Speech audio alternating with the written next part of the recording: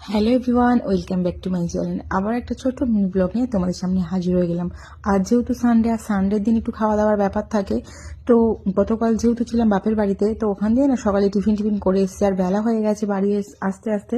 ভাবছিলাম যে কী রান্না করবো, আর যেহেতু বেলাটা হয়ে গেছিলো সেই কারণে তো ভাবলাম না একটু রাইস করে দিই। ঘরে ছিল আর কি রাইসের চাল, তো তাই দিয়ে একটু মিক্স ফ্রায়েড রাইস বানিয়ে দিলাম বাচ্চাদের জন্য।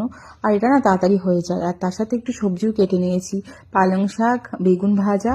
আর জানো তো গতকাল ছিল মানে চিলি চিকেন করেছিলাম, তার একটু বেশি থেকে গেছিলো, তো সেটা গরম করে আমাদের আজকের মতন আর কি হয়ে যাবে।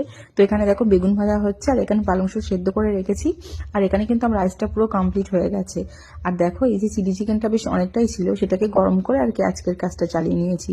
আর রাইসের সাথে চিলি চিকেন অসাধারণ লাগে। আর পালং শাকটা কিন্তু রেডি হয়ে গেছে, সবাইকে খেতে দিয়ে আমি খেতে বসে পড়েছি। তো আজকের ব্লগটা এই পর্যন্ত। তো আমার ব্লগটা কেমন লাগলো অবশ্যই কিন্তু কমেন্টে জানিও। ভালো লাগলে একটা লাইক, কমেন্ট, শেয়ার করো।